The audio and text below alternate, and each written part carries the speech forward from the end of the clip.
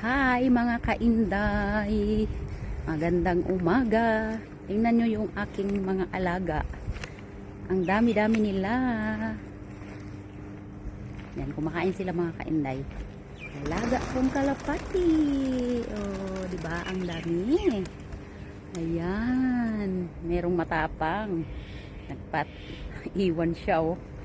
Ayan. Tapos pupunta sila doon mga kainday sa bahay na yon. Diyan. Diyan sila magpapahinga pag tapos na silang kumain. Busog na sila, diyan sila. Mag-iipon-ipon sila diyan. Ayan. Ayan yung araw, palabas pa lang mga kainday.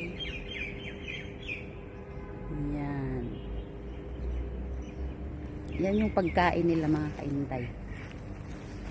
May nagpapakain sa kanila dito. Ayan, may tubig din. Hindi ko alam kung anong klaseng pagkain yan mga kainday.